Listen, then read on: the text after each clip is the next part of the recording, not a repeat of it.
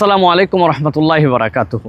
আমাদের তরুণরা, আমাদের যুবকরা, আমাদের কিশোররা তারা অনেক ধরনের অ্যাক্টিভিটিসের মধ্যে জড়িত আছে, কিন্তু তারা যদি এমন কতগুলো কাজের সাথে নিজেদেরকে সম্পৃক্ত করতে পারে তাহলে তারা নিজেরাও যেরকম ফোকাসড হতে পারবে, আল্লাহর কাছ থেকে রিওয়ার্ড পাবে এবং নিজেদেরকে অনেক পজিটিভ কাজের মধ্যে তারা সম্পৃক্ত রাখতে পারবে।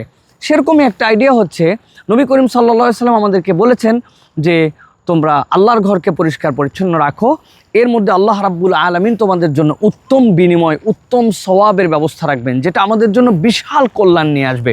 এখন কথা হচ্ছে যে আমরা যদি নিজেরা একটু প্ল্যান করি, আমরা যদি নিজেরা একটু পরিকল্পনা করি, তাহলে কেমন হতো যে আমরা আমাদের কতকগুলো বন্ধুবান্ধব মিলে আমরা একত্রিত হলাম। আমরা একত্রিত হওয়ার পরে আমরা সকলে চিন্তা করলাম, আচ্ছা আমাদের এলাকার মধ্যে তো আমরা অনেক কাজই করি, আমরা আসুন না আমাদের এলাকার মধ্যে থেকে 5-7-10 জন মিলে একটা ছোট্ট টিম বানালাম।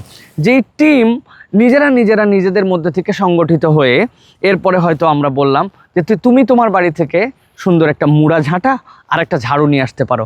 তোমার বাড়িতে তোমার মার যে ঝুল ঝাড়াটা আছে, তুমি কি তোমার বাড়ি থেকে সেই ঝুল ঝাড়ুটা নিয়ে আসতে পারো? সে নিয়ে আসলো।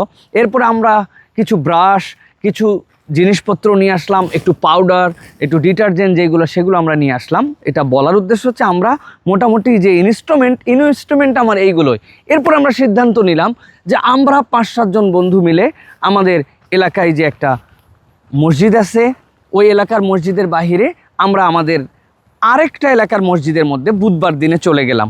যাওয়ার পরে সেখানকার মুয়াজ্জিন, সেখানকার যারা দায়িত্বশীল তাদের সাথে একটু যোগাযোগ করার পরে আমরা সেই জায়গাতে সুন্দর করে উদ্যোগ নিয়ে ওই মসজিদটাকে আমরা পরিষ্কার পরিচ্ছন্নতা করার জন্য প্ল্যান গ্রহণ করলাম। সেই মসজিদের জায়নামাজগুলো একটু ধুয়ে দিলাম, অজুখানাগুলো একদম নিট অ্যান্ড ক্লিন করে পরিষ্কার করে দিলাম। এরপরে আমরা সেই মসজিদের আশপাশে যদি ময়লা থাকে সেগুলো পরিষ্কার করলাম, বাথরুমগুলোকে একদম ধুয়ে মুছে পরিষ্কার করলাম। ভাবছিলেন এর জন্য একটা বিশাল টিম দরকার, অনেক টাকা পয়সা দরকার, আসলে কিন্তু কিছুই দরকার না। আমাদের হাতের কাছে জিনিসপত্র নিয়ে কিন্তু আমরা শুরু করতে পারি। অনেক কিছু করেই তো আমরা পোস্ট দেই, আমরা বিভিন্ন কিছু করি। এরকম একটা কাজ করে আমরা চাইলে একটা পোস্টও দিতে পারি পজিটিভ, আরও যদি কেউ উৎসাহিত হয়। সুতরাং আমরা একটা নাজাফা টিম, আমরা একটা পরিচ্ছন্নতা টিম গঠন করতে পারি।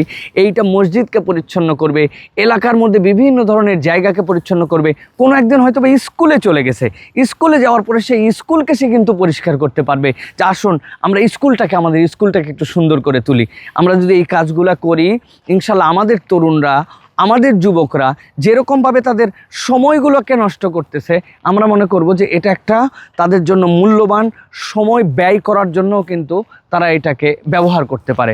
সুতরাং আপনার আমার এই উদ্যোগ, আপনার আমার এই চেষ্টা, ইনশাল্লাহ যদি প্রত্যেক এলাকার থেকে এরকম কিছু তরুণরা এরকম করে গড়ে ওঠে, তারা নিজেদের জন্য এরপরে আস্তে আস্তে করে একটা ড্রেস আপের ব্যবস্থা করলো, যে একটা গেঞ্জির ব্যবস্থা করলো, মাস্কের ব্যবস্থা করলো, হ্যান্ড গ্লোভসের ব্যবস্থা করলো। এরকম এক এক সপ্তাহে এক একটা মসজিদ, এক এক এলাকার মানুষ এসে আরেক এলাকার ফ্যানগুলো মুছে দিয়েছে, জানালাগুলো পরিষ্কার করে দিয়েছে, সুন্দর করে ঝুলগুলো পরিষ্কার করে একটা নতুন একটা এনভায়রনমেন্ট দিয়ে চমৎকার একটা পরিবেশ দাঁড় করিয়েছে। এই কাজটা কতই না উত্তম এবং কতই না মহৎ হয়। সুতরাং আমি আমার প্রত্যেকটা ভাই বন্ধুদেরকে বলবো, সুযোগ থাকলে এই পজিটিভ কাজটুকু শুরু করুন এবং আপনারা শুরু করলে আমাদেরকে জানান। আমরা একটা নেটওয়ার্কিংয়ের মাধ্যমে ইনশাআল্লাহ অচিরেই আপনাদেরকে জানাবো, সেটার সাথে যেন আমরা সকলে মিলে এরকম চমৎকার একটা কাজ গড়ে তুলতে পারি, সেই প্রচেষ্টা যেন আমরা করতে পারি। আল্লাহ যেন আমাদের প্রচেষ্টাকে কবুল করেন।